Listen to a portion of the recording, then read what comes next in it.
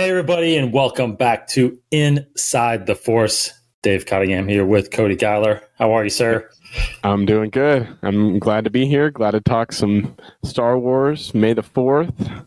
Exactly. I know we connected a little bit yesterday, but how was your May the 4th?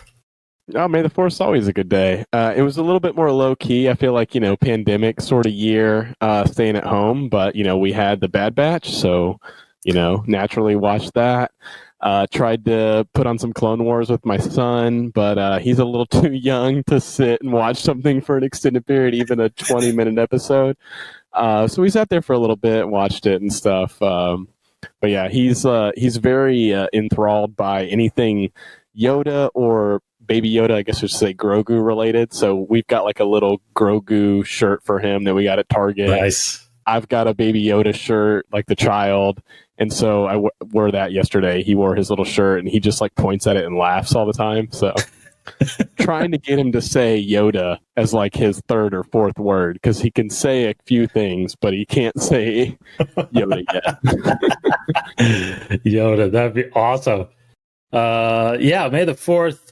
I feel like, I was telling my wife, it feels, it sucks when it's on a weekday, because you're working, most of us work and May the 4th. And it's like on the weekend, it's like you can get into getting on social media and seeing what's going on and, watching the movies or something like that. So I had the movies playing in the background, but in the other room, I could kind of hear it every once in a while, but I got so into working, is like couldn't really enjoy it till that night. I mean, I didn't even watch Bad Batch till that night, which was crazy.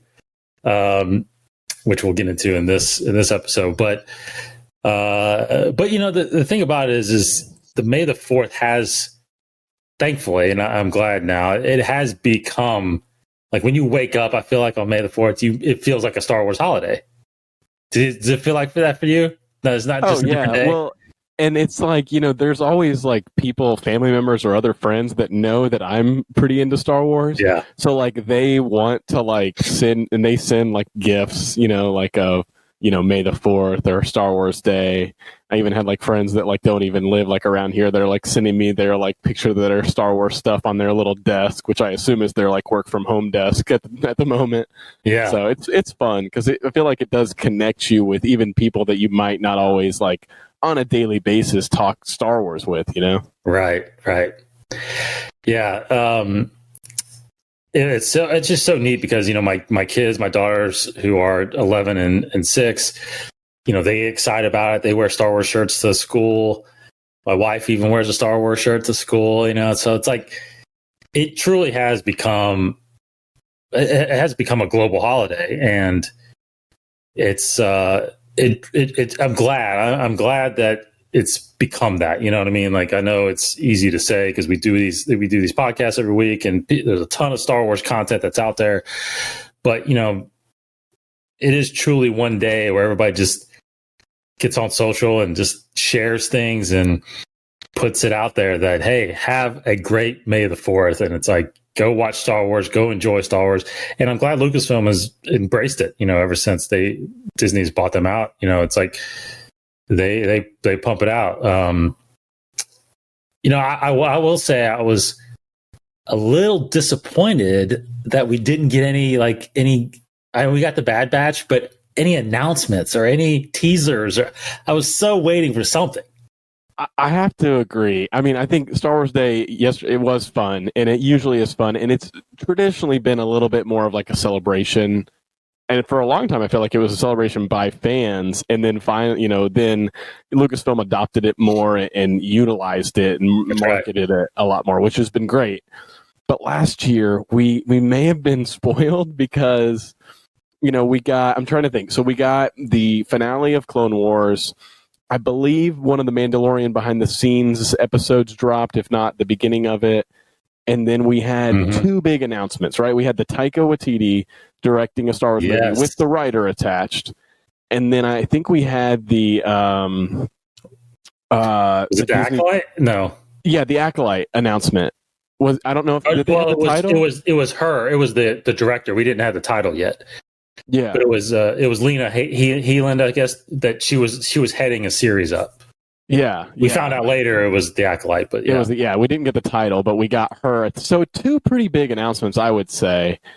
And I knew the pipeline because of 2020, pandemic slowdown. I knew that, hey, obviously, like, we're getting the Bad Batch. That's the main thing. That's the big thing to focus on. But I was what I was expecting was, they just shot Book of Boba Fett, and it's maybe wrapping up, probably done. I think it's wrapped. By the way, Filoni talked about it, and we actually did get a photo from Pedro Pascal.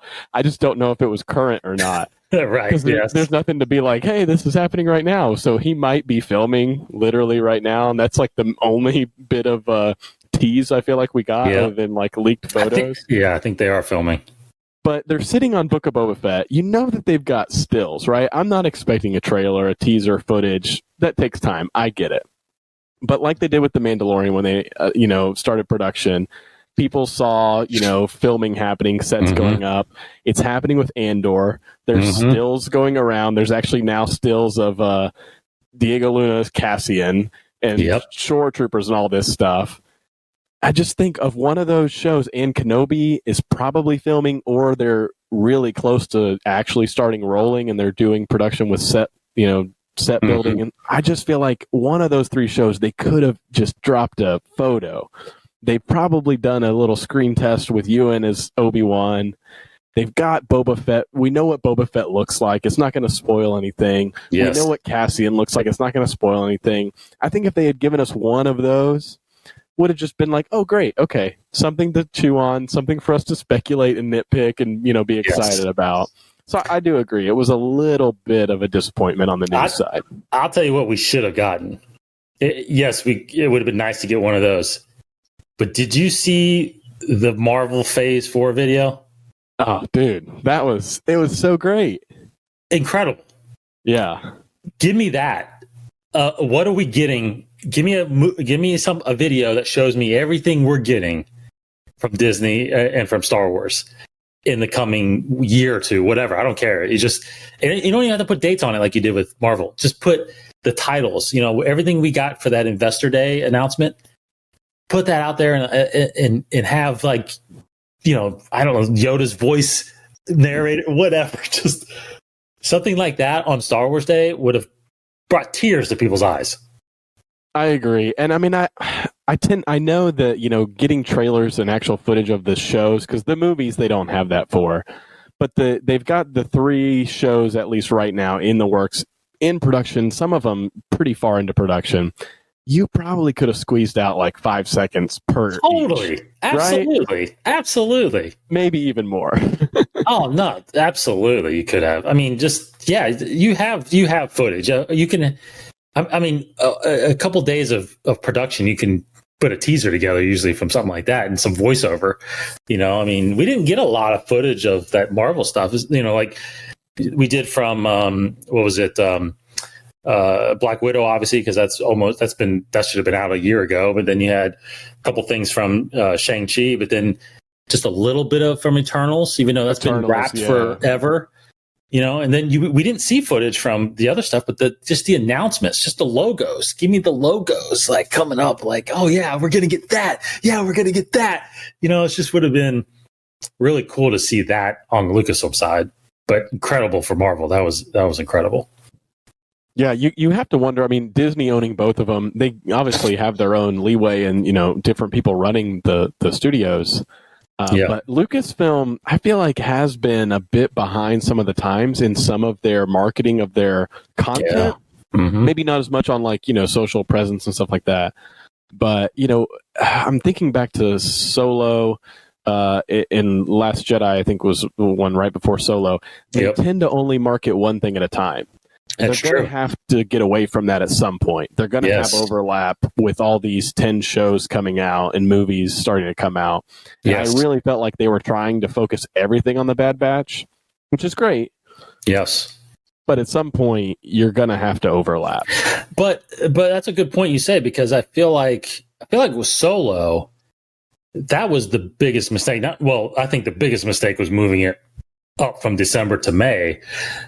But if you think about it, you're right. When The Last Jedi came out in December of 2017, it wasn't until I remember on the show we were talking in February, March, like, why aren't we seeing any marketing for Solo? Like, they waited so long until they actually pushed the posters and and a new trailer. I mean, it was amazing that, and I feel like they've been doing that ever since. Like, I feel like The Rise of Skywalker, we got that teaser trailer finally at Celebration in April of that same year. So you're talking only about 7 months, right, before the release. When normally I remember seeing movies getting released, like a year or two. I remember seeing the trailer for the Man of Steel like 2 years before it came out. Like I get what you're saying. Like for some reason, the shortening of the marketing leading up to a series or a movie has been really weird, and I don't know why you're not keeping that in, planting that in people's minds a lot earlier, and then continuously a little bit here and there refreshing that, because Bad Batch is a clear example. I mean, we didn't even know the release date until literally like a month or two ago. I feel like that this was coming out May the 4th, right? Yeah. So why not plant that early on and just keep teasing it? I don't know. Someone's in charge of it, and I agree with you. I don't think it's the greatest decisions. Well, I mean, one thing they could have easily done, and they have to know, I would think, maybe with the series it's more in flux than it is with a theater where you have a lot more at stake money-wise. But, you got to know when the Book of Boba Fett is premiering, I would think. And I felt like they took forever to announce the Mandalorian Season 2 date. Forever. We knew that it was happening. We knew that it was going to be it was going to be a month earlier, so it was going to be October, but they waited until the end of October. That's right. Squeezed it right in there. So it's like, I think Kathleen Kennedy said Christmas Day, maybe somewhere else. I don't know if John or Dave said December of 2021. So it's are we getting this on Christmas Day? Because if you know that, just, that would have been a cool. Yeah. We've already seen the logo, put the date on it. Boom. There's some news, something to think about and hope for. But yeah. That's true. Well, I'll be remiss to remind everybody, if they haven't seen it, I actually cut a little May the 4th trailer, in kind of our contribution to May the 4th. We didn't, I wanted to, we had talked about possibly doing a show prior to May the 4th, but, and I hope you're okay with me mentioning, but Cody actually had a death in the family last week. So, I left them to that and wanted to make sure he was okay there. And of course, Casey's still dealing with his twins. So I just felt like I didn't want to, plus with the Bad Batch coming out, I actually wanted to talk about the Bad Batch, so we couldn't do a show prior to that anyway. So I definitely want to definitely wanted to contribute something out there. And I actually was making this Skywalker. I don't know if you knew this, Cody. I was making this Skywalker saga trailer. I was trying to make it prior to the Rise of Skywalker, and I kind of just ran out of time because, and leading up to that, like, I just had a hard time condensing 9 movies into one trailer.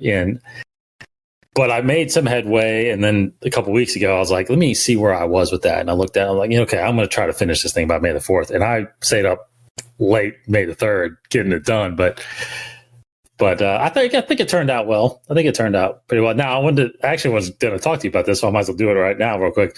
So if anybody watches it, the point of it is I really focused on the Skywalkers, right? I didn't really go into the Clone Wars or the Empire and Vader, and is particularly, characters. I really wanted to focus on the Skywalkers. And so that's why you have those, I put in those shots of, or the voiceovers about, I wanted to introduce the situation, which was the Jedi were extinct, basically. They fell, and basically it was up to the Skywalkers to bring them back. And, Luke's journey into Rey's journey. And then when the I guess the crescendo of the music towards the end, if you follow it, there's a shot from every episode in chronological order: 1, 2, 3, 4, 5, 6, 7, 8, 9. So that was intentional, obviously, but yeah, I think and that's what I was going to tell you was I felt like those shots particularly I picked because those were, to me, the most significant to the Skywalkers in those scenes. So if you think about it, but Obi-Wan fighting Maul, I picked that because Duel of the Fates, right? That was the fight that that foreshadowed basically what was going to happen to Anakin, right? Yeah, I mean, that fight really, Qui-Gon's sacrifice really was the pivotal change in Anakin's future there. That's exactly right. And then the second, episode 2, was the Padme Anakin kiss, because ultimately ends up being his downfall, right? The fear of losing Padme. Episode 3 was episode 3. I chose the Mace Windu thing because, again, that scene was when he becomes Vader, right? He stops Mace from killing Sidious. 4 was God, I gotta remember what I chose now. It was Luke discovering Leia's message in R2. Yes. Oh my gosh. Yes. I can't believe I even didn't think about that. Okay. Yeah. So episode 4 was Luke getting the message, right? Because that changes his destiny. Yoda, episode 5, because he's training Luke. 6 was the duel between Vader, the end duel, right? I mean, that was the redemption duel. And then you get into a long time ago, Galaxy Far Away. And then 7 was Finn, and then, of course, Han and Chewie. Part of that was really the significance of those characters, really. And so it wasn't particularly with the Star Wars, the Skywalkers, except Han obviously was the father of Ben, right? So I wanted to show that. And then 8 was the last shot we ever got of Luke and Leia together, besides the very end of Rise of Skywalker, but in that moment. And then, of course, the duel between Kylo and Rey in 9, which was the last duel they had against each other, basically. So the redemption of Ben, in a sense, was that duel. So anyway, try to be a little significant there. That's why. No, I thought it was really good. I mean, I just have to say, I thought it was really well done. You know, it's kind of, I feel like Star Wars, Lucasfilm did a version of it back before 9, maybe, but they haven't done anything like this. Like what you said, the Marvel sort of like trailer that kind of hypes you up with all the releases. Mm-hmm. You know, it would have been cool if they had done something like this, but I'm glad they didn't, because I think that you did a really good job with it. So. Thank you. Okay, so anyway, that was May the 4th. That we just wanted to kind of talk about that a little bit, and hope everybody had a great May the 4th. And and we're recording this on Revenge of the 5th. I did have episode 3 playing today behind me while I was working. Nice. Yeah. So May the 4th coming on. It sucks. It's only one day a year, but you know. And we didn't get too much, but there will be. I think there will be some announcements coming. There has to be. I mean, there's, you know, we have the Bad Batch for a few weeks, but it's got some of these things that are wrapped or going to wrap soon. There's got to be some content coming to get us hyped for what seems to be 2022 now. All the real live action stuff. Okay, so let's run through a lot of news here before we get to our Bad Batch discussion. Just some things I sent over to Cody to see if we can talk a little bit about. There was an article that came out, an interview with Matt Lanter, who voices Anakin Skywalker on the animated series Clone Wars. Offhand in that interview, he had mentioned how he's not done with Anakin Skywalker. Now, he didn't obviously go into details, but you would think it'd be an animated something. I don't know. What do you make of what he's saying? Yeah, I mean, I'm pretty sure in what I read of what was quoted from him that it was a Lucasfilm animation project, because I think Matt Lanter also has done voice for some of the video games. I don't know for sure if he's in the new Lego game, so I think this is outside of all of that. Because easily I think first you'd go, oh, a video game, right? That'd be the easy answer.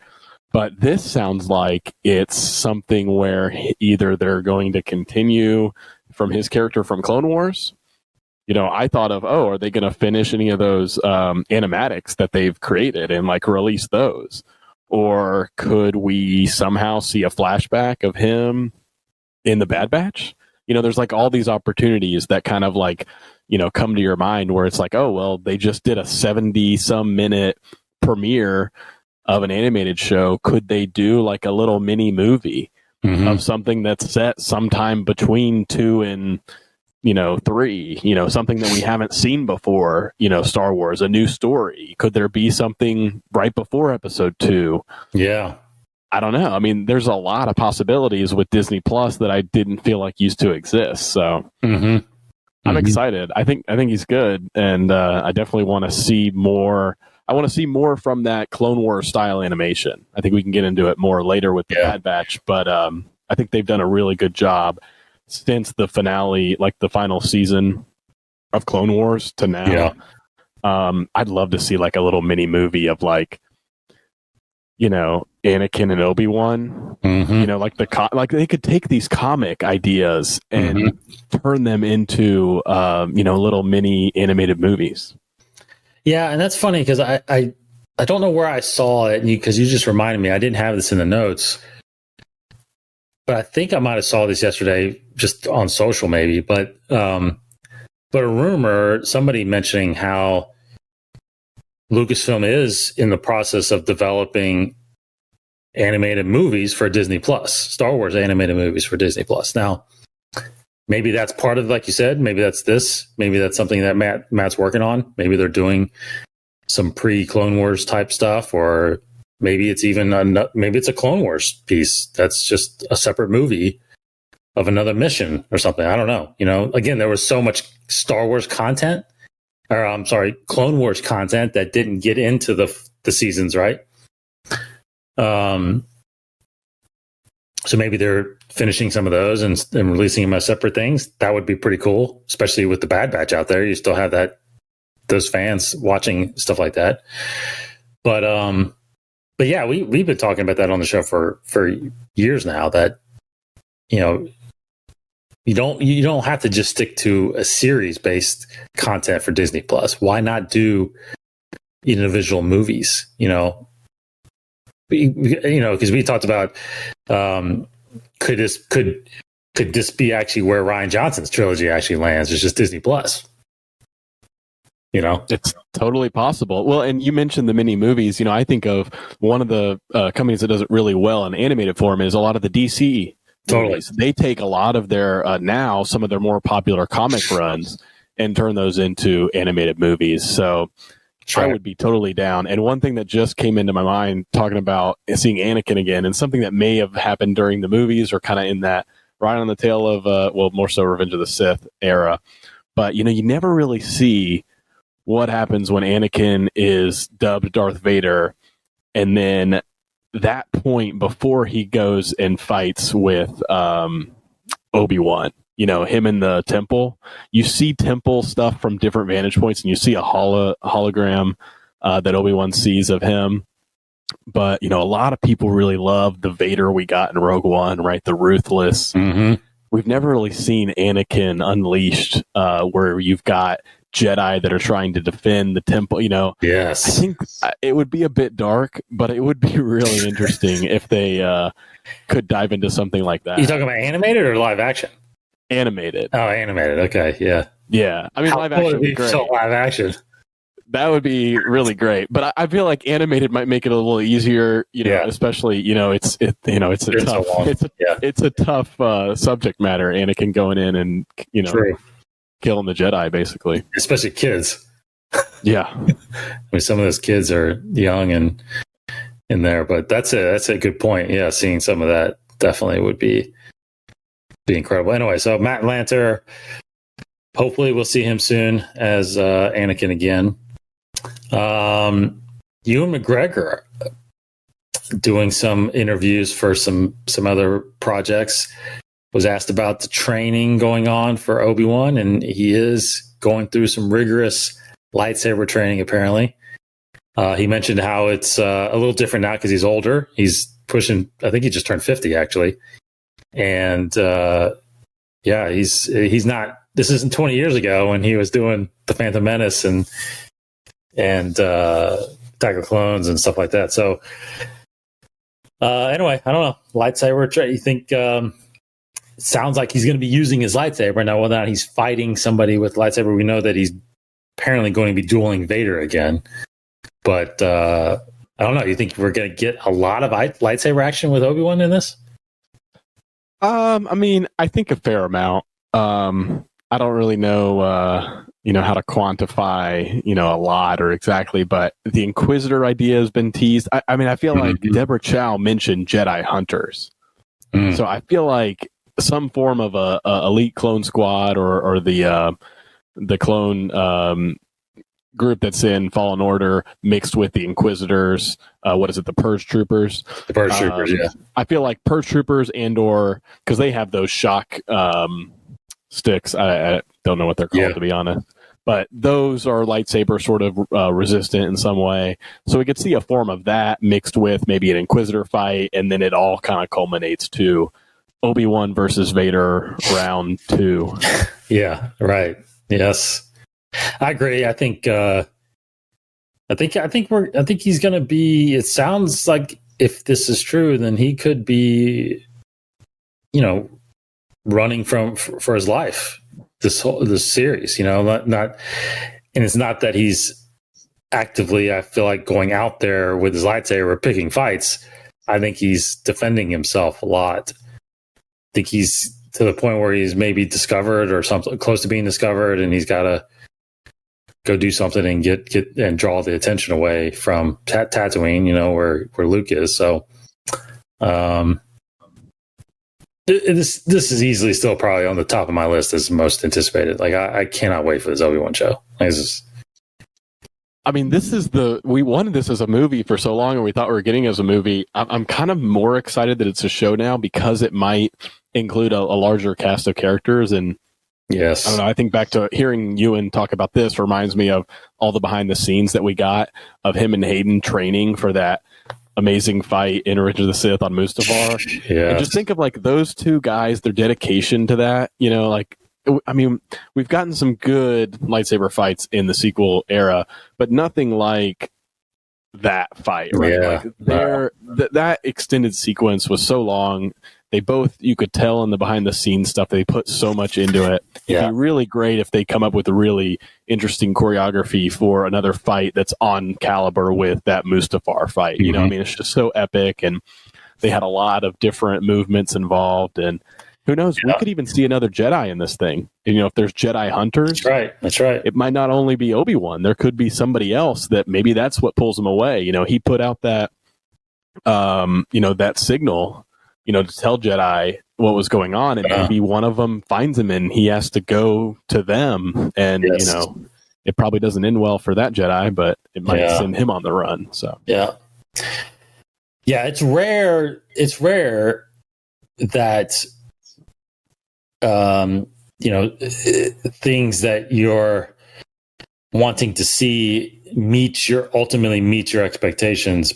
But I feel like I haven't really heard any negative expectations or anything about that Obi-Wan Anakin fight in episode 3. Like that truly lived up to the expectation, I think, that we all anticipated that fight to be. I mean, it was pretty incredible. And you're right. The training, the months and months and months of training they did to get that right.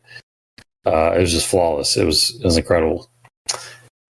All right, so moving on, there's another rumor going around, a lot of rumors around with video games these days, ever since Lucasfilm announced that they're really pushing forward with more games, more studios doing games. Throw in a rumor that Microsoft apparently is possibly developing a Star Wars game. Now, the the rumor is talking about it actually being a Mandalorian game. Now, there are some people that, at least the article I was reading, that possibly thought that maybe there's some cross rumors going on with the open world game, and maybe it's the Mandalorian game and whatnot. But it sounds like maybe that ultimately it's not. It's that, whatever Ubisoft is working on with the open world, that that's separate than what Microsoft might be doing with Mandalorian. But also, you brought it up too, and we found the line that actually Microsoft could be possibly commissioning one of their studios or one of their partners that makes the Gears of War game.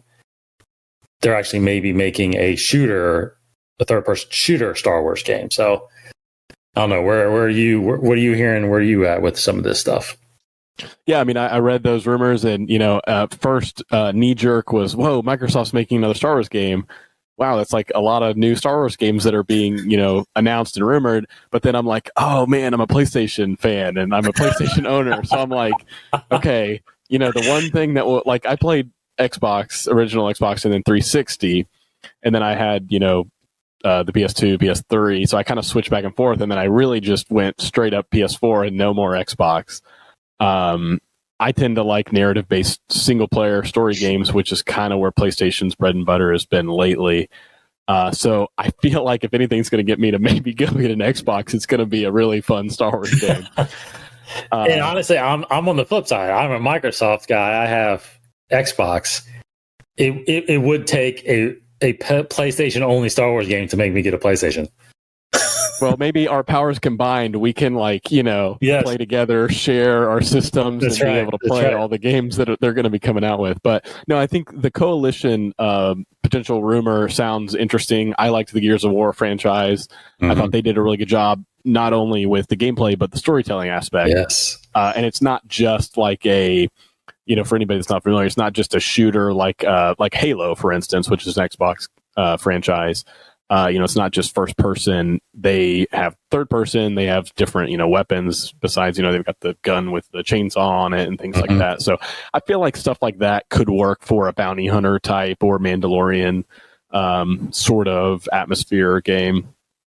I think even though I'm not a Microsoft Xbox owner, more Star Wars games by more studios is always, I think, going to be the right answer. And I'm so glad they're diversifying this, getting as many projects going as possible, shopping around.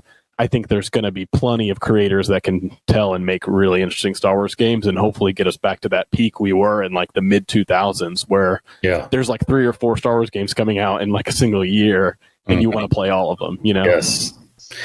Yeah, to the point where Lucasfilm is probably behind majorly on the gaming side. I mean, gaming has accelerated, especially with mobile gaming and all this online gaming with Twitch and all that. I mean, just it's blowing up, and we see it kind of in our work environment. Esports is blowing up, right? I mean, I think, because if you look at it, they've got the Battlefront game, they've got Squadrons, Jedi Fallen Order was a big accomplishment, and then kind of the VR stuff. And that's really it, right? And Disney has had Lucasfilm for close to 8 years, 7, 8 years now. So, I know it takes a while to develop this stuff. I get it. But, games are getting produced like crazy. I mean, Halo has put out several more games, in the past few years. I think there's a new Assassin's Creed game every year. It's like, I mean, you could put out good games with good stories. So I'm glad that they finally have opened it up, because I do hope that there's I'll try to play as many as I can, but I will definitely be more drawn to the ones that are story based. Hopefully they're all story based, because if they're just multiplayer games, I'm probably not gonna like Squadrons. I'm not really into Squadrons, because right now that's just a pure multiplayer kind of game. The first Battlefront game was like that too. There wasn't a campaign on there, right? So it was fun just because it was the only thing at the time to play. But Battlefront 2, I enjoyed the campaign more than I do the online stuff anyway. So, but yeah, more games, like you said, more games it's always going to be good. And God, if there's anything, like the Arkham games or even Halo. I mean, even though Halo is a multiplayer game, but Halo has a great campaign storyline also. So are you more of a third person or first person shooter? Well, I mean, I don't love like just only shooter games. I like third person action games the best. So if it does have a shooting mechanic, I think I don't know why I prefer that third person look and feel. Yeah. To the first person. It's just a preference. Yeah. Same here. Okay. So anyway, more later on the video games. Hopefully we get some announcements later. There are, I don't know if I've mentioned on here, but there is a I think I maybe mentioned this before, but there is an additional DLC coming for the Tales from the Galaxy's Edge VR game that's coming later this year. They announced that it involves Doc Ondor with his Doc Ondor shop of antiquities there in Galaxy's Edge, and he's sending you on different missions and do that. That's a really cool game. I really liked that. Okay, last bit of news here. I thought this was interesting. So Dave Filoni did an interview, of course, for the Bad Batch, and I think he obviously got brought up about season 3 of Mandalorian. Didn't say much, but the one thing he said he could say was that there was going to be a lot of. It was. I think he quoted and said that season 3 will be strong with the Force. Now, that's very broad.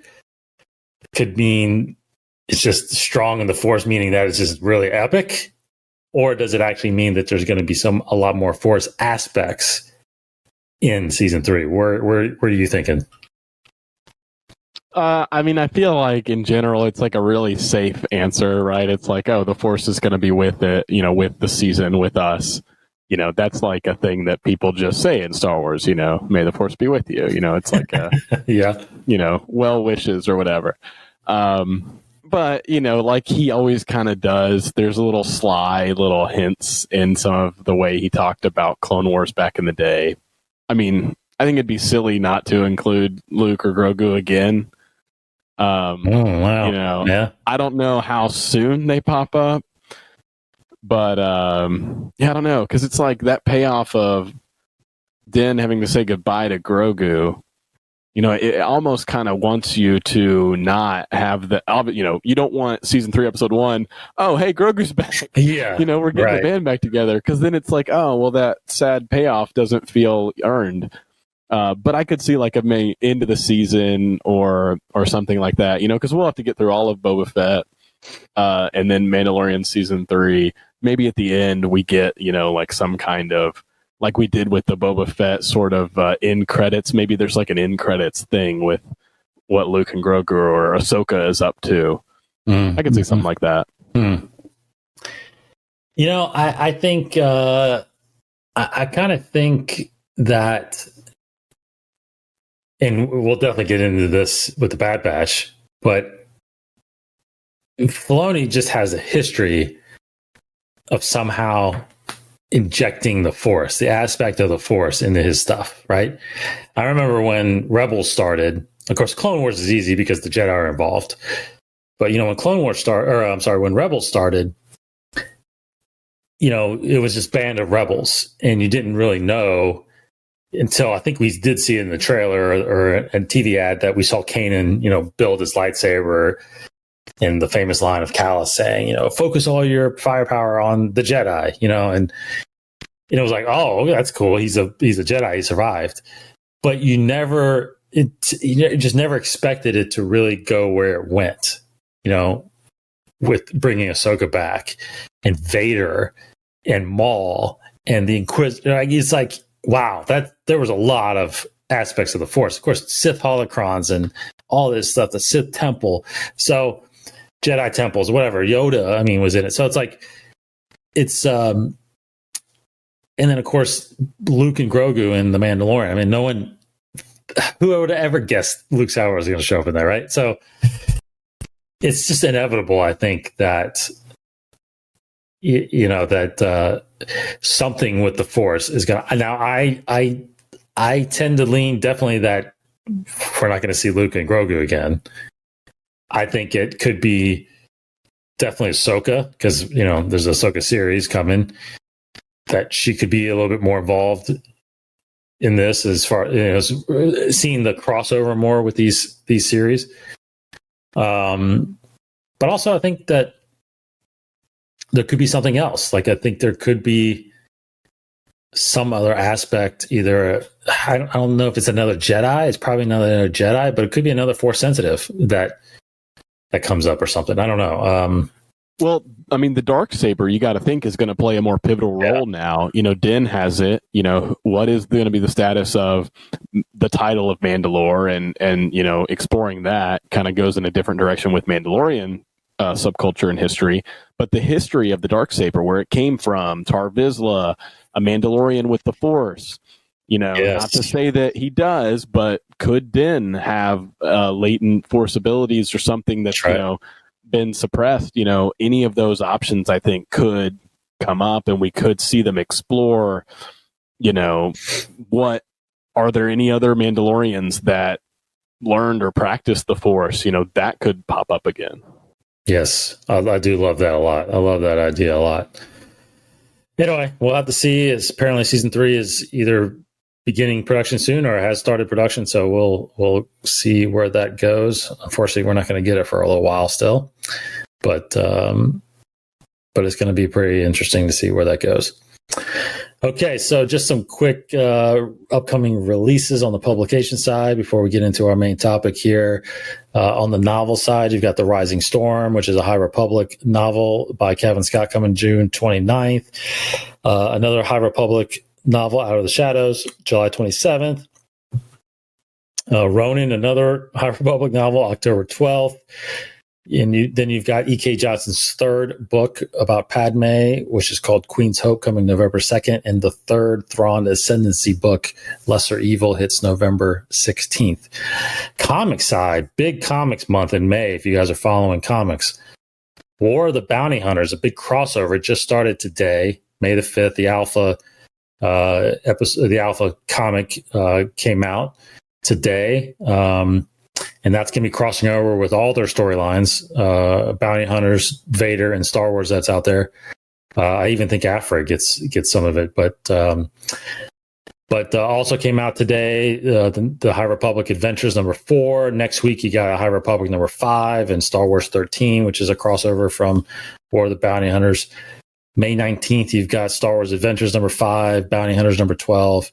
May 26th, Darth Vader #12, and then May 26th also Afra #10. Now, piggybacking a little bit on the Vader comic, Vader #11 dropped, I think, last week, and apparently there's something in there regarding Luke's hand that Vader had cut off in The Empire Strikes Back. So obviously I don't want to spend too much time on this, Cody, because we neither of us have read it, but what I've read about it is that in the comic, Vader has found his way somehow. Now, granted, I will set this up that this takes place between episodes 5 and 6. Okay. So he's already confronted Luke and cut his hand off. And this is a little bit after that. Somehow he finds his way to Exegol. And he sees, apparently, the cloning facility there. So apparently what's in this comic is that Luke's hand is at this cloning facility on Exegol. Now, if you remember, because we just talked about this prior to recording, there were some speculations that we would see his hand, Luke's hand, in one of the sequel movies. I think it was episode 7. So, and any interest, is it at all intriguing to you that his hand could be a part of something to do with the cloning process? Well, I mean, the Palpatine early plans for cloning and maybe taking the Camino cloning process and forming it for his own will, I feel like is now a through line that really honestly connects like the prequels all the way through to Mando. Like we've seen that popped up with what they might have wanted to do with Grogu, into what happened with Snoke, and then obviously later Palpatine, dark science and cloning and whatnot. Yes. So I'm really interested. Like the way Mando explored it to me was more interesting than how they kind of quickly explained Snoke. Snoke being this, I think it was called a strand cast, right? Snoke wasn't a direct clone, like, all the clone troopers are clones of Jango Fett, direct copies, yes, with accelerated growth and whatnot.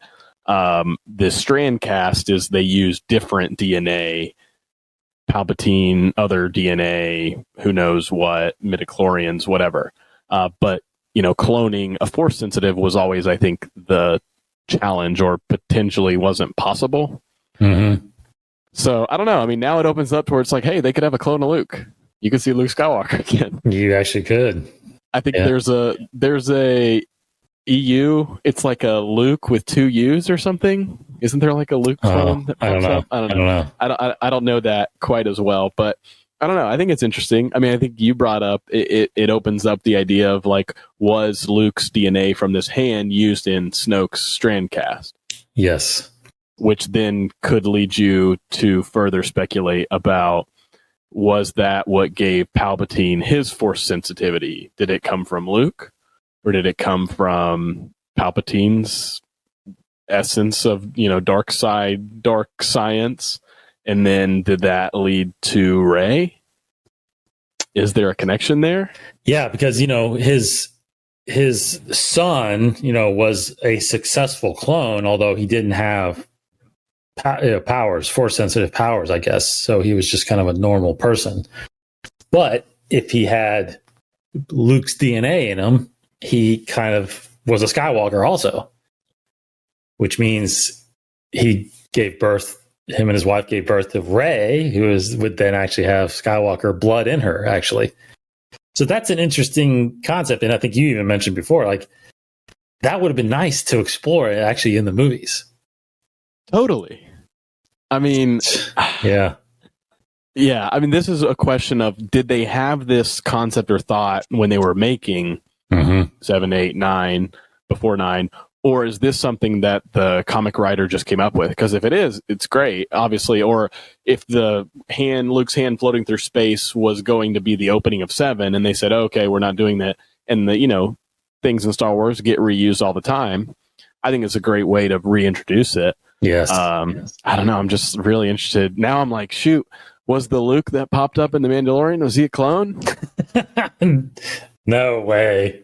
I don't think so. I don't think so either.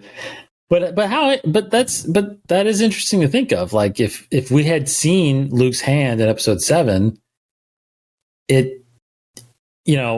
whether or not we saw anything where it went or but it's like that could have been an interesting storyline carrying the trilogy and explain how Palpatine was able to come back. I don't know. Instead of saving all of that for the one movie, you know what I mean? So. It's interesting. Instead of saying somehow he returned. Yeah, somehow. Yeah, that's right. Somehow Palpatine survived, is what he said. Is that what Poe said? Or yeah, Poe did say that. Yeah. Yeah. So if that happened and you saw Luke's hand, it's like, well, yeah, maybe. So anyway, I thought that was interesting. I'm behind. I'm going to catch up and try to read that. That book, but it's interesting. It's interesting where they're going with these comics, especially in between the original trilogy, because what we did learn in those comics was a lot of things, like how Vader found out that his name was Skywalker. He goes and searches for Padme, the reasoning behind Padme's death, and if it's true that she hid her birth. Discovers Sabe in the process. I mean, there's all these things that are getting introduced to canon that are significant storylines, I feel like. And this one would be another one if it indeed Luke's hand that's out there, and and contributing to this cloning process. That would be a pretty big bombshell. Okay, so that's a lot of Star Wars out there, but let's get to talking about the Bad Batch. It was a 74-minute premiere that dropped yesterday on May the 4th. Now, I'll just start out by saying right away that, I, again, have said this several times, 100 times probably on this show. I am a massive fan of the Clone Wars. I think it is a huge animated achievement, especially at the time when, especially with this being that was the first animated Star Wars 3D series that we got. We got the 2D version of the Clone Wars before that, which was really good. But going this route with the 3D animation and the success that it had introducing the clones. I mean, the clones ultimately, I think, what really drew a lot of people in. Now, of course, Ahsoka, because it took Ahsoka a long time to be liked. She was not very well liked in the beginning. Anakin and Obi-Wan, of course, the Jedi and all that stuff was intriguing. But we really got to learn about these clones: Rex, Cody, Echo, Heavy, not Fives, Jesse, all these clones that had personalities. Because what was cool about the movies versus the Clone Wars series is that the clones they had the same face, but they had different looks to them because they were individuals, right? So I thought that was really neat. I thought I felt there was a hole missing in myself when the Clone Wars didn't end properly.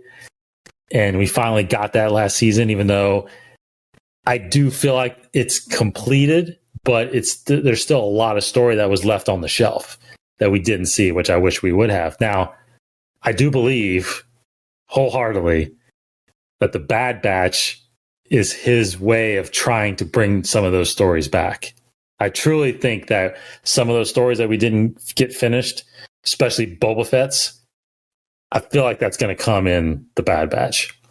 So I was very excited when this got announced.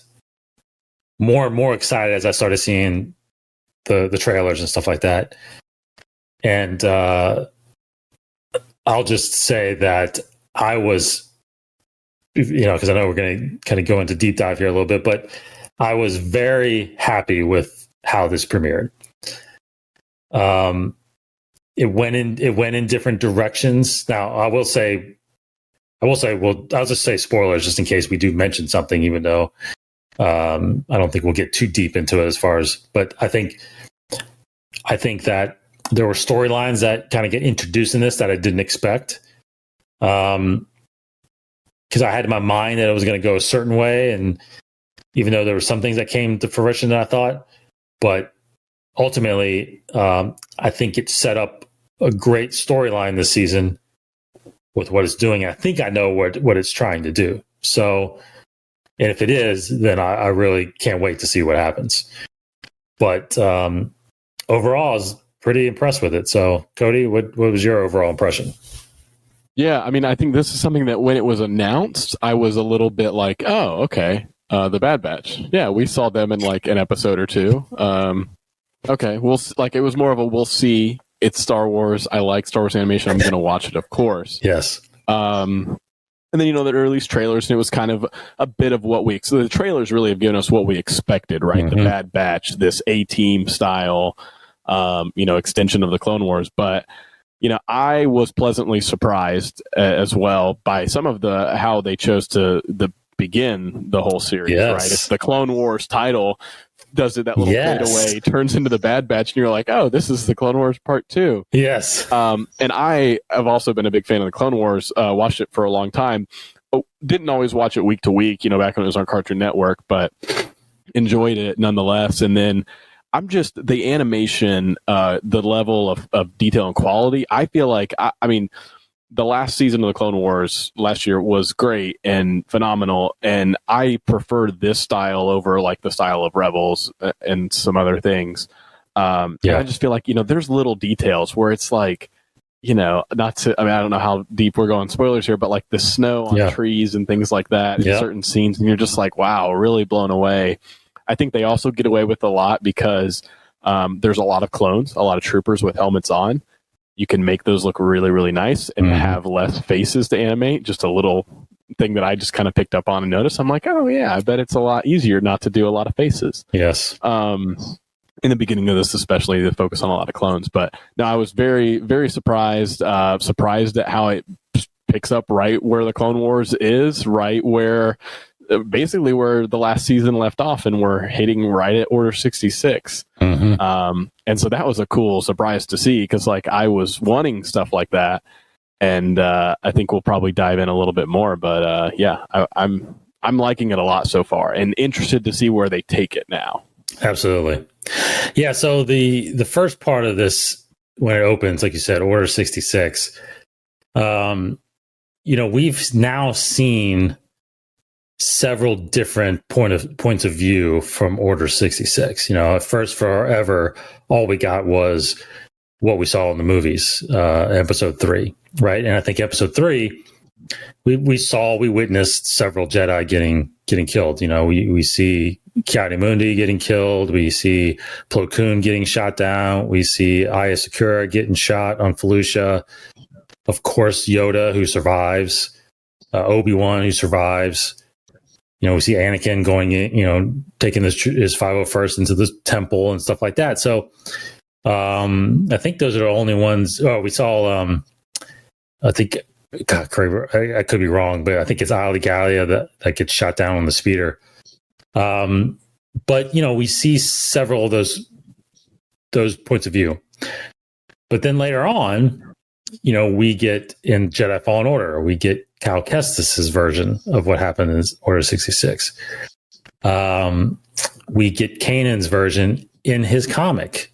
Now, this is before this show, right? So there was a Kanan, for those of you who don't know, there was a Kanan comic called Kanan the Last Padawan, which he may not have been the last Padawan now. But, it's debatable. But yeah, exactly. But at the time, he was the last Padawan.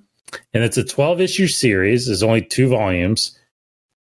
But it shows, his master. And I always say her name wrong. Depa Balaba? Balapa, yeah, that's right.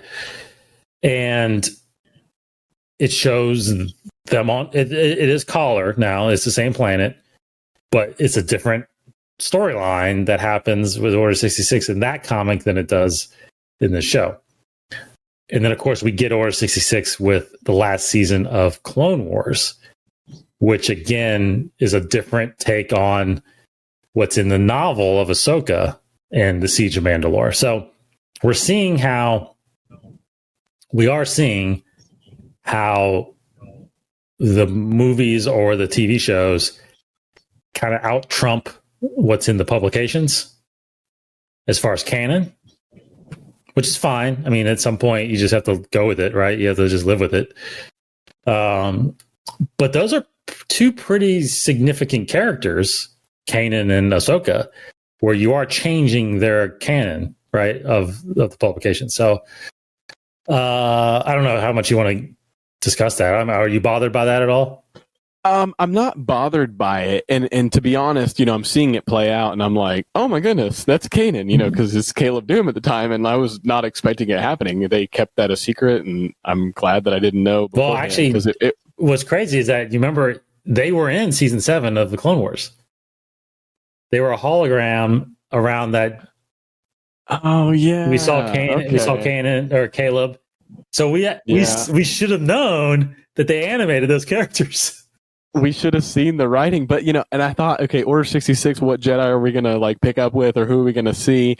And I think it's because I had read the Kanan comic. I was like, Kanan never hung out with the Bad Batch. That didn't happen. Now the Bad Batch may not have existed at that time, which may have been why. And that's where I'm okay with it, right? It served the story because it made sense. It made sense to go back to one of these characters that Filoni created. That's right. In Kanan. And I thought it was a really interesting way they showcased Hunter and his want to, obviously the chip wasn't affecting him, his want to help this kid, help this Padawan, but he couldn't, right? And I think it's a really good emotional setup for that character and for the journey that they're going to take later in the episode. So I thought it was really cool. It's weird, some of the changes, to be honest, aside from, hey, the Bad Batch are here. Hey, it happened a little differently. The clone, Gray, is a commander in the comic, and he's a captain in this. He has red and white armor in the comic, and it's green and white in this. So, and then I think it's even, I saw somebody else say this, I didn't remember this, but Depa Biloba's lightsaber color is different. Oh, it is? I think I don't know for sure. I'd have to go back and check, but I saw somebody say in the comic it's green, but in this it's blue, which Kanan's has been blue in both. But it's like those kind of changes, like story beats of like, oh, it makes, like in the Kanan comic, they're around a fire when the clone gets the Order 66 call. That's right. And it's a really interesting scene. If you haven't read the Kanan comic, I highly recommend it because it's really good. It's a deeper dive on showing that connection between Jedi and clones. And, it really, really makes that moment of Order 66 a lot more difficult. Agreed. Because they had such a connection and then they suddenly turn. I don't think they could have gone a little bit deeper in this episode, because we know that we have that in the Kanan comic, but I'm fine with them changing the time of day, the setting, some of the dialogue things. It is what it is. But those weird, like, stylistic changes of like lightsaber color is just strange to me. Yeah, like, why would you do that? I don't know. Yeah, that's interesting. I didn't even notice that because I paged through the comic. So it's blue in the series, in the Bad Batch. Was it blue? Yeah, I'll have to look it up. It's really weird. Yeah, because I'm with you. I think I get it. I get it. They don't want to be they, as in the creators of these shows, they don't want to be hindered by the publications because they're not involved in those decisions. But it's weird how I know for a fact, because I interviewed Claudia Gray, who's written a ton of Star Wars novels. She is definitely restricted by what she can show. I told the story on here, and it's in the interview if anybody wants to go check it out. But she talks about how in Lost Stars, she wanted to she wanted to mention Vader's Star Destroyer, but Lucasfilm came back and said, no, it's not there at that point in time. And she's like, well, it could be. It's a Star Destroyer. It could go somewhere. They're like, no, at this point in time, it's here. So she couldn't put it there, even though there would have been no one that questioned the continuity. Because where was it? Who knows? Hyperspace. Yeah. Yeah, exactly. So it seems like the authors are pretty restricted on things like as significant as Vader's Star Destroyer. Now, so it doesn't sound like, when Filoni comes and said, I want to do a scene of Order 66 with Kanan.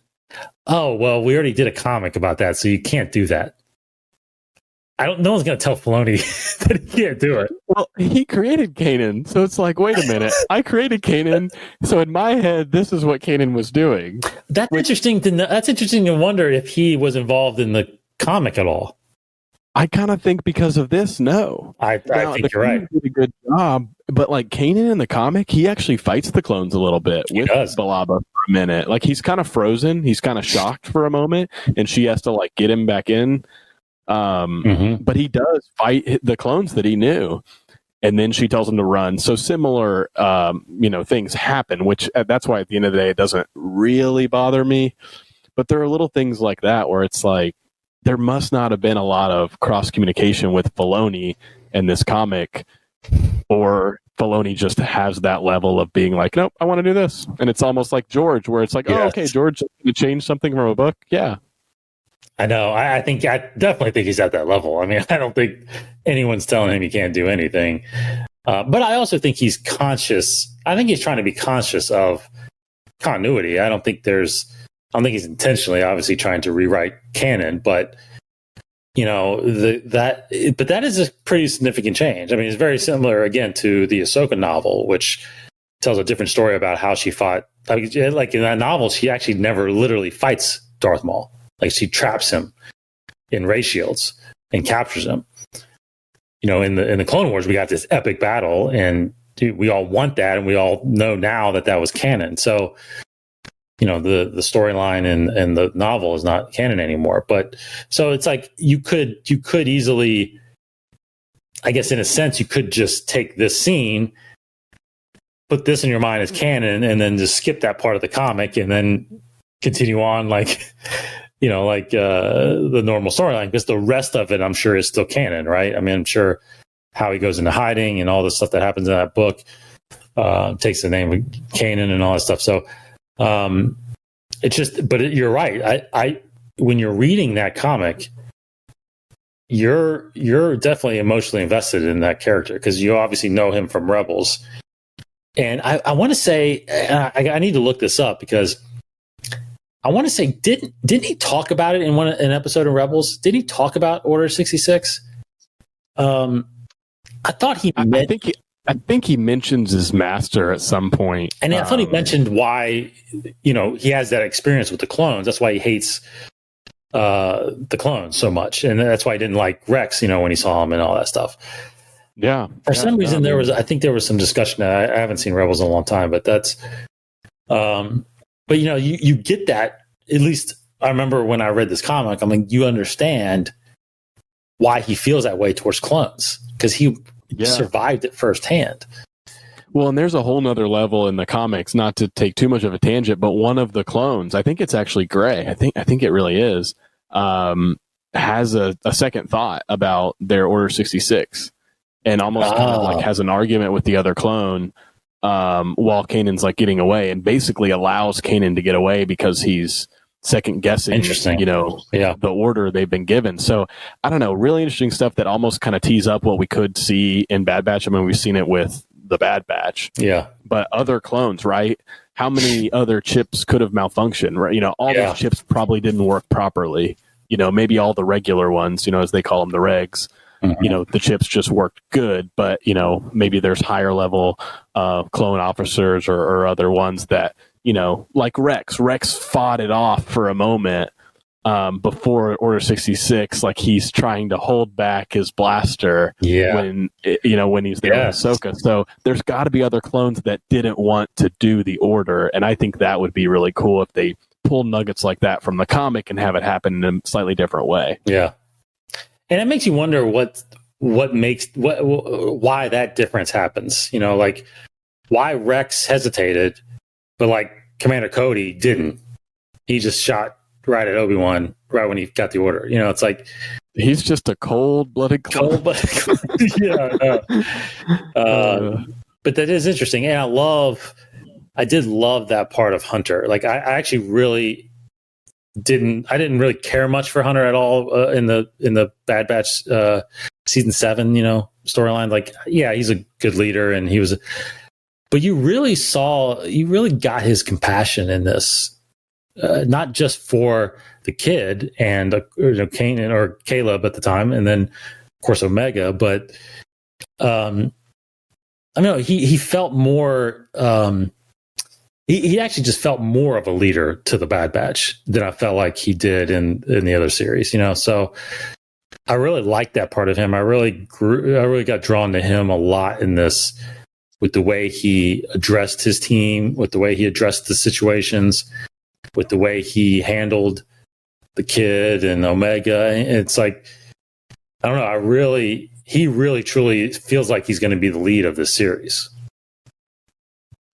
Yeah, no, I agree. I feel like Hunter made that emotional connection. That whole intro really surprised me. I didn't expect it to go there. I thought it was going to be a lot more of a military, kind of classic Star Wars band of heroes grouped together. I didn't expect to see them encounter a Padawan and literally be trying to help save him in the midst of this Order 66 chaos. But even taking it a step further of the tragedy of not being able to, right? And we know what happens to Kanan after that. Mm-hmm. But, the circumstances of, oh man, if Hunter and the Bad Batch had been able to connect with him, what would have changed for both of their paths, really interesting to think about. Yeah. So what's your thoughts on Omega and the introduction of this character? I think Omega is interesting. The mystery behind Omega is going to be cool to try to unpack. I don't want them to play it out as long as the Rey, and Omega's mystery, I think, is going to be different than Rey's parentage. But they played that Rey parentage thing out so long, movies versus TV show. I hope that because I honestly thought they were going to give us I thought one of the Kaminoans was going to be like, oh, this is Omega. She's a female clone because blah, blah, blah, blah. I thought they were straight exposition to say it, but they didn't. And I think it's okay that we're going to want to know more about her because ultimately, that's, the mystery kind of keeps you tuning in. And once I want to watch Friday because I want to know more about her and what's going to happen. But no, I mean, I think she's force sensitive. I think she is. Interesting. I think they've figured out, or they were testing midichlorians in the cloning process, and that might eventually lead to what Palpatine is able to do. But because Tarkin didn't like the cloning process, Palpatine never got access to Omega and all this stuff. Maybe because the Bad Batch saved her. That's a very good theory. I never went there with that. My immediate thought went to, they named her as one of the 5 enhanced, right? They didn't count Echo. They Omega was one of the 5th enhanced. So I just went to, she's just enhanced and got implanted with the ability of handling weapons and being a just elite fighter. I mean, she's a clone apparently still of that lineage. So my first thought, to be honest, was like, well, wait a minute. Does that mean Boba Fett has a sister out there? Right. I don't know, I guess. Right. So it doesn't seem like she's, has accelerated aging unless, she's, she looks to be about what Boba Fett would be at that time, right? 10, 11 or something like that. 12. That's a good point. Could have been the same batch as the rest of the Bad Batch. Is that what you're kind of thinking? Yes. She could have been cloned at the same time. Yes, but didn't have the aging. Well, we don't even really know if the Bad Batch has the aging either, to be honest. I guess. That's true. Yeah. Or maybe their enhancements or their mutation kind of hindered that anymore. Hinders the chip, so maybe it hindered their aging. Who knows? They actually all look kind of different ages anyway. I don't. Well, Wrecker kind of seems a lot older for some reason. Well, and Crosshair has gray hair. Yeah, exactly. Which, I don't know. I guess you could dye it gray, but Yeah. I don't know. So there is a big mystery with Omega. I think that ultimately will drive a lot of the story for sure going forward. I think she's the big mystery. But I'll tell you, I was surprised that they went there with Crosshair. They turned one of their own against them. It's not surprising. That's kind of classic storytelling in a sense, but it is interesting that they did it so early, and they used the Order 66 chip to do that, because as soon as he shot at Kanan, like, wait a minute, something's wrong with this guy. Like, he ain't right, and it's clear that the chip was part of that. But that goes back to what we just said, though. Like, what makes clones decide to, like Rex, to actually halt themselves? Crosshair could be on the flip side of that. He actually could not be that affected by the chip, but that's just something he wants to do. Right? Like, he wants to kill it. Like, maybe he didn't like the Jedi ever. And you know what I mean? Like, so he's part of contributing that to that chip. So that's interesting to think of it that way too, right?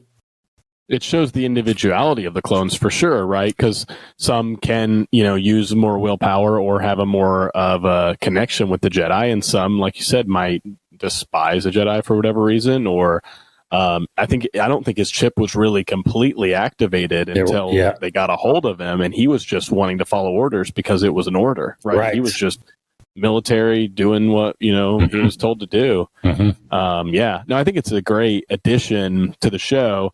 I mean, yeah, it's a trope. We've seen similar things like in Resistance. They take a good guy, throw him on the Empire side. So then now when they cut away, we can follow our Bad Batch team and we can stay with the Empire and see what the Empire's up to. Because we've got Crosshair there. It gives you a reason to kind of cut back and forth, I guess. Yeah, and ultimately it gives you a big reason. Because I think I was texting you this, like, if Crosshair was with them, it's easier for them to kind of go and hide. And there's no one on the Empire side that can probably track these guys down, right? Now you have Crosshair. He knows this team. He probably knows where their hideouts are or where they can go. And so it's easier for him to track and find them and keep them on their tail.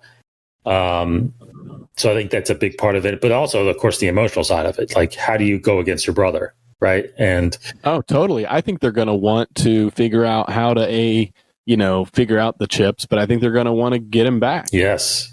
And maybe there's a portion of them figuring out how the chips work that's one of the end goals for them. Absolutely. I think definitely that's the underlying storyline right now. Of course, I think it's going to, with Filoni, I still think it's going to take us in a whole different direction that we're not expecting. Because I definitely think there's going to be aspects of the Force in this. I mean, it's just inevitable. We talked about that too on texting each other. Like, it's Filoni. There's no way he's going to not bring in the Force into this, right?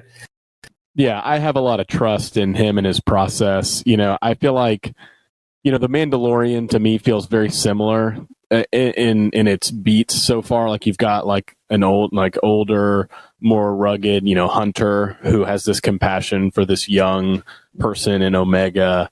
So that's where I'll be really interested in if Omega really does turn out to have some kind of Force ability through the cloning process or whatever. She's just a female clone of Jango. I'll be really interested to see how much of that, is similar to the Mandalorian, but yet different, or what other characters they bring up, because you mentioned Rex before. You got to think that Rex is going to show up in some way. I think Rex shows up Friday. Well, and wherever Rex goes, sometimes Ahsoka is not far behind. That's exactly right. And these are all Filoni characters. So I think it's, that's something that I'm looking forward to is when this opens up to a larger story. Because I think I mentioned to you before the show is I liked the premiere a lot. I don't know that just the Bad Batch by themselves, without Omega, without this larger story, and to be honest, without that intro that we got from the episode, right? The Jedi, Kanan, Master Balaba.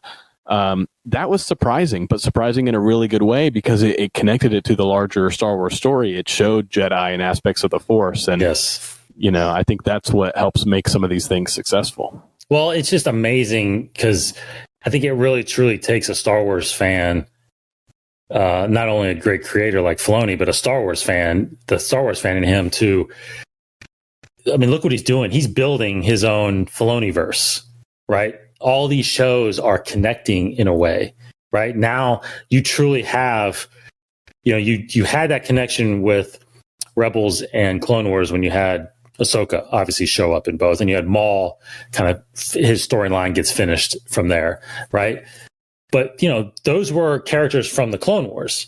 So then you have new characters like Kanan and Ezra and Hera. Well, now all of a sudden you have a young Kanan in here. So it's like he's already, so if you watch this in order, it's connected, right? There's young Kanan, and then you find out, because in Rebels, he says his name was Caleb Doom. So as soon as she says Caleb, it's like, oh my gosh, this is his character from Rebels. So, and then of course you get into Mandalorian and Ahsoka shows up there. So there's this big Filoni verse that's happening, and he's connecting all the stuff that he does, which is brilliant. So as usual, like we keep saying, there's his big, the thing that he loves deep diving into is the Force, and that's got to be a part of everything he's going to do, I think. So, the thing about it is, Cody, is that there's, I can't remember now. Is there 12? I think there's expected to be 12 or 14 episodes of this. I think maybe 14. 16, I think, was in one of the interviews from one of the producers. Yeah. So I don't know. Just top line thoughts of where actually do you think this show is going to go in this first season? Because that's a lot of episodes. Yeah, it's a lot of episodes. It's interesting. This already, from the get-go, it's exciting, but it was kind of darker, especially in tone and what's going on than things like Rebels, and some of that is probably less limitations, being able to put it on Disney+. Clone Wars went to some of these darker, grittier moments, when talking about like Order 66 and stuff like that. So I don't know, like when we started Rebels, I just kept saying, I don't know where these Jedi are going to end up. Kanan, Ezra, there's no way they can survive. And hey, they surprised me. Slight spoilers for Rebels. But so with the Bad Batch, I'm just sitting here thinking, well, we never saw the Bad Batch in Rebels, never saw them in A New Hope. I don't know if they're going to make it, but maybe there is a character to, Omega. She's young enough, maybe doesn't have the accelerated aging. She could pop up in The Mandalorian now. If the age and timing worked out, they could be planting seeds and allowing this storytelling to continue and expand and find ways, like they were able to with Ezra. Ezra, we thought, there's no way he can get past the end of Rebels. Well, and they found a way to send him out into hyperspace into the unknown regions, and now he's just stuck there until, somebody goes and finds him. Yeah.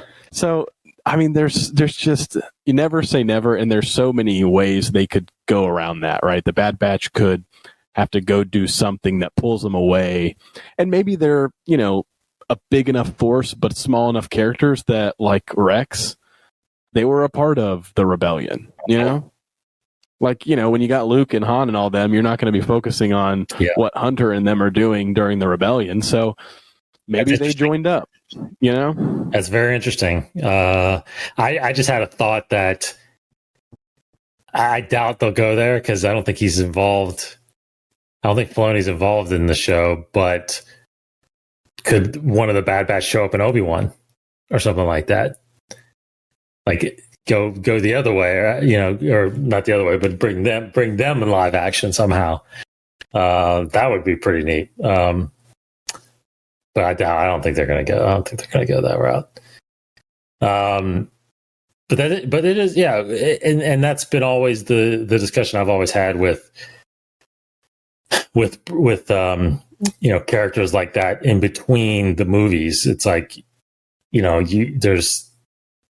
they're probably not as significant to worry about whether or not why they don't show up, in the main Skywalker saga, but that's just it. They're not Skywalkers, so there's, like you said, there's no focus on them necessarily on those things, but on those movies, but they are a part of the storyline now, and I think the Bad Batch, instead of being this ragtag group in Clone Wars that somewhat gets easily forgotten, I think they're Filoni's trying to make them a very valid and important part of this rebellion, the beginning of this rebellion, because I do think that's where the show is going to go, even though the rebellion technically doesn't start until Rebels, right? But at the point when we get to Rebels, which is 14 years down the line, there's a ton of just rebel cells all over the place. The problem is they haven't all come into inform the alliance, right?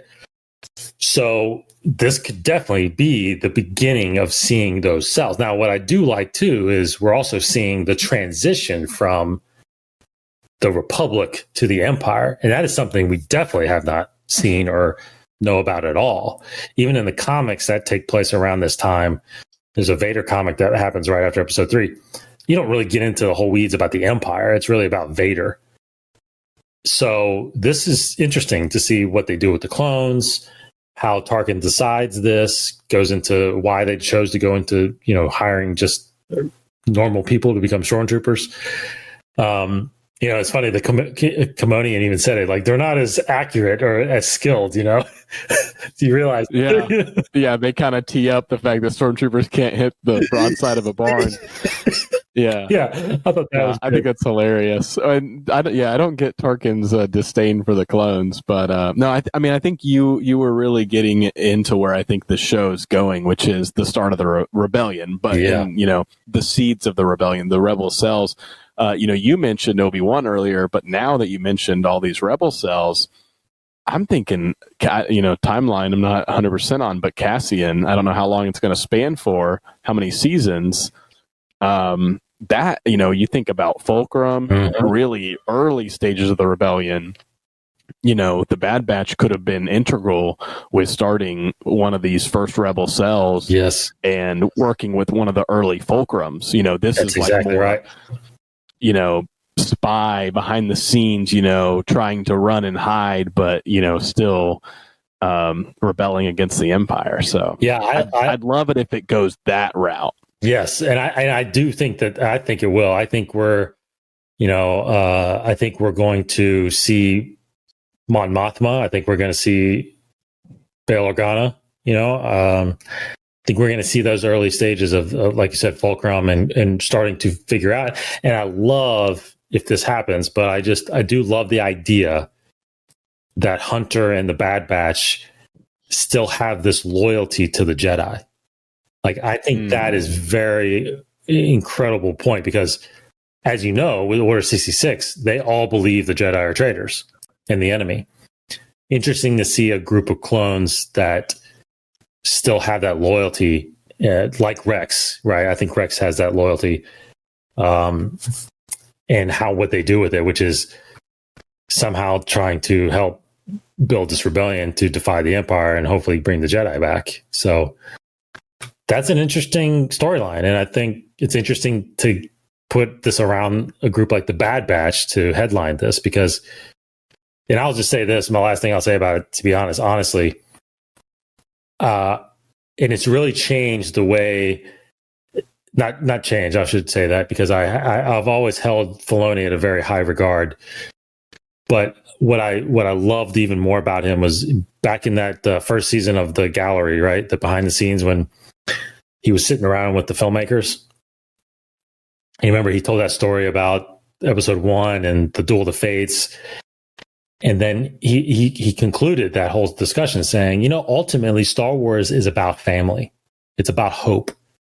It's about things can get better and will get better. And when he talks about the family thing, if you really think about it, like everything we've gotten has always been about a group of people that ultimately end up being family. I mean, say what you want, but Anakin and Ahsoka kind of create that bond, that kind of brotherly, sisterly bond. You had the rebels, that whole cell that just became so close, big family. And then, I think you're going to see a little bit of that also with the Mandalorian. I think you're seeing that little family forming there, right? I think this is another definition of what Filoni's got, this group of soldiers that do nothing but, now these guys don't really follow orders, but they get the job done. But they have each other's backs, and I think you're going to see this molding of family with them, and one of their family needs their help, and that's Crosshair. And I think that's really going to drive that part of it. And I love that those ideas and seeing those play out, especially with Filoni stuff. So I don't know if you have any thoughts about that, but no, I mean, I think you really hit all the points that are true to, like, whenever somebody asks and says, like, well, what is Star Wars, or what's the tone or themes of Star Wars, right? Like, that's it. It's this hopeful, it's supposed to inspire, bring people together, making your family unit, whether it's blood family like Skywalkers, or it's just the people you're thrown on a spaceship with, yeah. That idea of like finding your family is it's very much a part of Star Wars, and I think ultimately like that is where the show's going. I think this idea of the Bad Batch and all the clones, right? All the clones had like a brethren, yes. And in the Clone Wars, it was, they explored it with multiple different groups, different squads of clones. You would follow them, and you got to Echo when he was first, just training on Camino before he got. Now, they're interconnected sort of family, and I think the Bad Batch are going to want to help the rest of their family members, right? Like, not, Crosshair, definitely, I think you're right, but even some of the other clones, right? Why did all of our brothers do this and turn and go against these Jedi that we actually like and, spent time with? And we believe that they didn't, Yeah. turn on the Emperor like he says or whatever. So I don't know. I think it's got a lot of really interesting places it could go.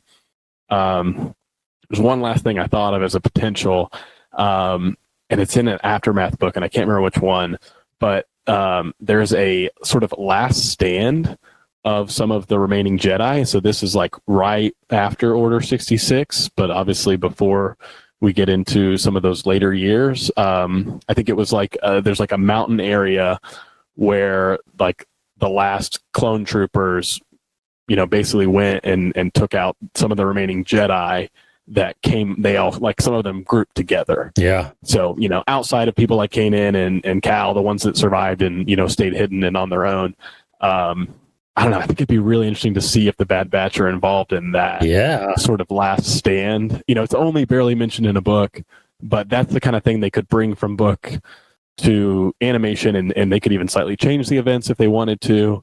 But I really liked the inclusion of Kanan in the beginning, and I want to see more opportunities like that. Yeah, totally. That's interesting because I don't remember that. I have to look back at that.